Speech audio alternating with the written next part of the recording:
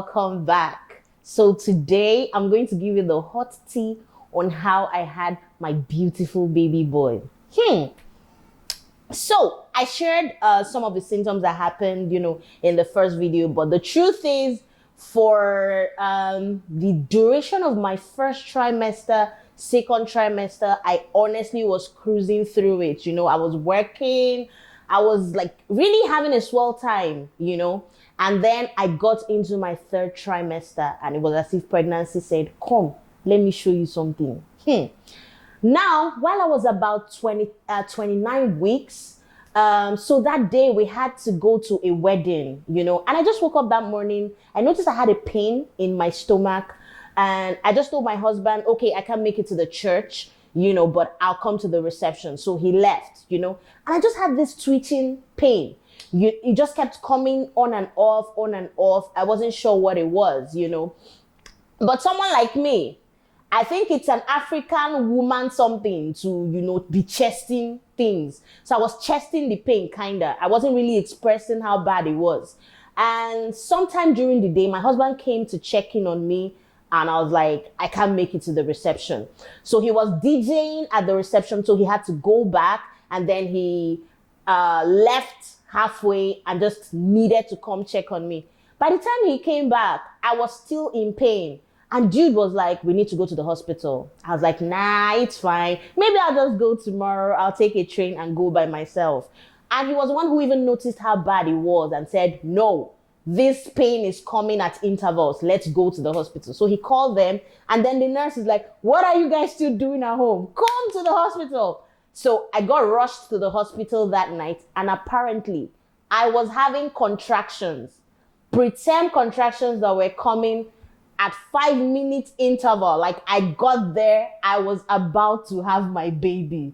And the doctor checked and he's like, the baby is coming. And my husband screamed, coming where?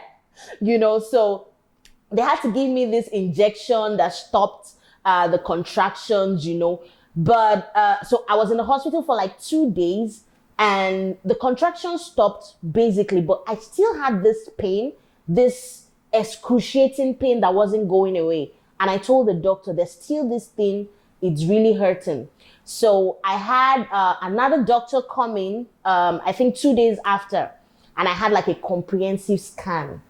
And so they said, oh, there's something looking like a mass in your tummy. So we're going to refer you to a bigger hospital.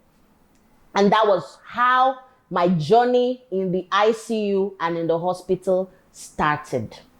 So I got rushed to the ICU. We got there and they said, oh, there's a mass in your stomach and it's bleeding internally. Like it was a big deal. So they had to start stopping the bleeding. I had like an inflammation.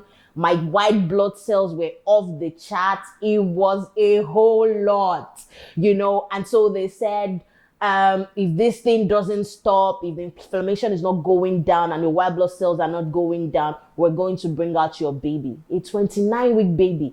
And in my head, I'm like, God, this is not what we talked about. No, I'm not about to have this kid early. Why is he in a rush to come to the world?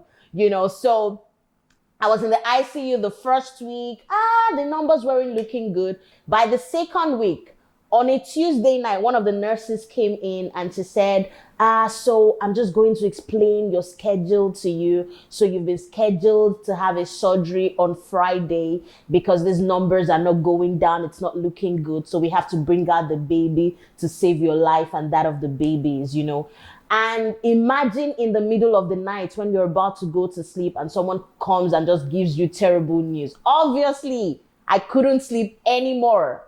So that night, because I'd been praying and said, oh God, whatever this is, I'd been praying, believing God and all of that.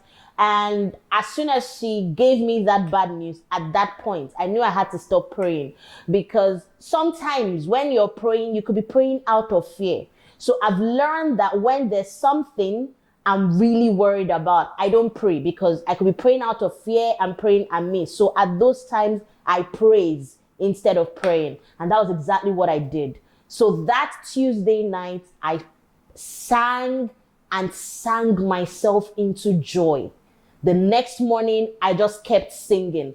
Usually before morning, I have like 3 shots of painkillers. It was that bad. But somehow I noticed I was singing, I was happy, and I didn't ask for a painkiller. So the next morning, the nurses came and were like, you don't need painkillers. I'm like, no, daijobu. I don't want painkillers, And they were like, okay, that's good. And the entire day, I didn't ask for painkillers. I was already feeling better, And by the next day, which was on a Thursday, the doctor came and she said, I heard you've not asked for painkillers the entire day. I was like, yes, I actually feel good, And they ran my numbers, and miraculously, something that was reading about 13.5 had gone down to 3 point something in the space of 24 hours. That's how good God is.